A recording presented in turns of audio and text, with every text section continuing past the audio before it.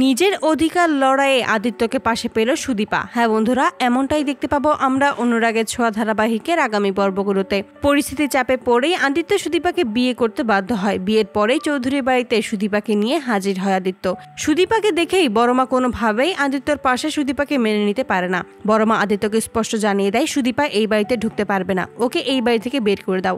আদিত্যর মা যখন কিছু বলতে যাবে তার আগেই বড়মা আদিত্যর মাকে থামিয়ে দেয়। আদিত্যর মাকে বলে, ছোট, তুই এই বিষয়ে আর কোনো কথা বলবি না। এই বাড়িতে আমি যেটা বলবো সেটাই শেষ কথা।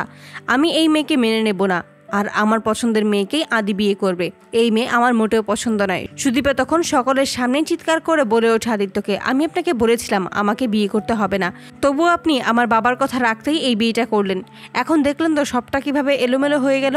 বড়মা যখন কথা শোনায় সুদীপাকে, ঠিক সেই মুহূর্তে সুদীপার বাবার নাম নিয়ে যখন বড়মা বাজে কথা বলে, তখন সুদীপা নিজেকে আর ধরে রাখতে পারে না। বড়মার মুখের ওপর কড়া জবাব দিয়ে বলে, আমাকে যা খুশি তাই বলতে পারেন, তবে আমার বাবার সম্পর্কে একটা বাজে কথা আপনি বলবেন না।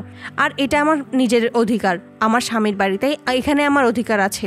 আমাকে আমার অধিকার থেকে আপনারা বঞ্চিত করতে পারবেন না। বড়মা তখন আদিত্যকে বলে, এই মেয়ের সাহস অনেক, আমার মুখের ওপর কথা বলছে আর তুমি দাঁড়িয়ে দেখছো। আদিত্য তখন বলে, বড়মা, ওকে যেহেতু আমি বিয়ে করে নিয়েছি ওই এই বাড়িতেই থাকবে, ও এই বাড়ির বউ, ওকে তোমরা বের করে দিতে পারো না। আদিত্য সুদীপার পাশে থেকেই সুদীপার হয়েই কথা বলছে, এটা দেখেই খুব খুশি হয়ে যায় সুদীপা। তো বন্ধুরা, তোমরা এটাই তো চাওয়ার জন্য এভাবেই নিজের অধিকার লড়াইয়ে যেন আদিত্যকে পাশে পায় সুদীপা, কমেন্টে জানাও। আর নিয়মিত আপডেট পেতে আমাদের চ্যানেলটি এক্ষুনি সাবস্ক্রাইব করে পাশে থাকো। ধন্যবাদ।